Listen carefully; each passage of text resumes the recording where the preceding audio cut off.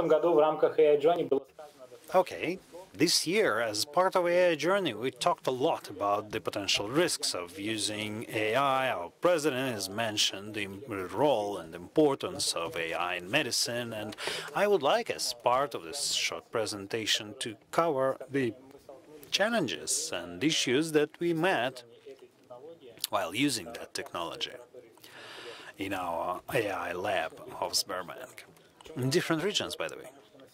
Why is this important?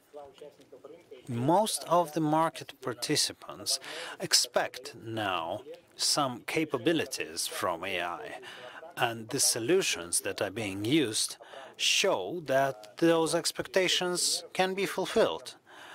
We will show you a number of those implementations, a number of those solutions, but we, as the developers of the AI, need to really carefully, very carefully, work with those customers' expectations to ensure that all the issues and aspects and difficulties that we see in front of us are solved and tackled. Let me focus on one of them, which creates a lot of risks in the short term. And I will start with a simple analysis that shows you what's going on with the AI research and AI enriched or AI-based products.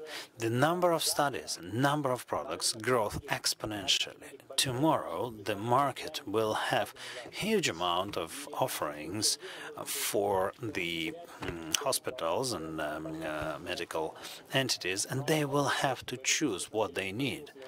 But for the AI to show what it can do, you need infrastructure. At the least, infrastructure is everything. It's like you can buy a Ferrari, or you have a Ferrari, but you cannot drive it with decent speed because you don't have a highway or a high-speed road. So with the AI, that highway is the infrastructure, the computational power, electronic health records, and of course the network. During the last 10 years, worldwide healthcare has improved dramatically in terms of building the infrastructure, but the result is far from ideal because not all the data is stored in the electronic health record systems.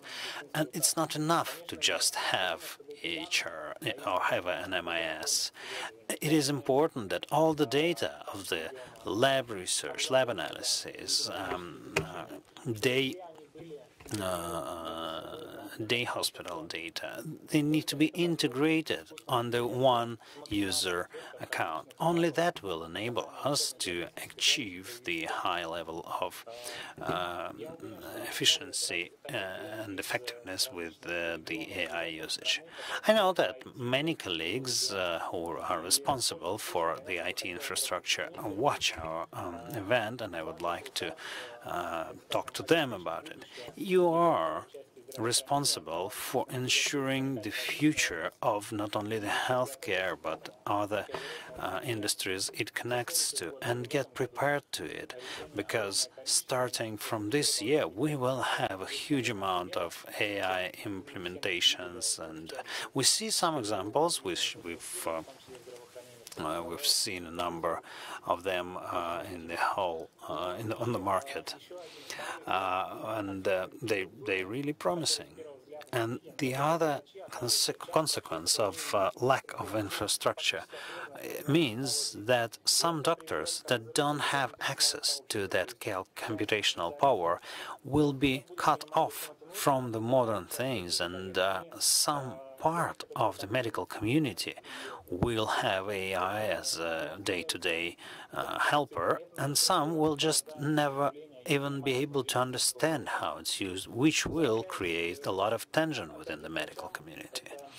And coming back to the doctors, this is not just the task that the government gives us or gives to the universities to train the doctors about AI. It's our task to show them the practical and real cases of using AI, how important and useful it is to talk with the doctors and implement things and popularize this to maximize the effect of AI.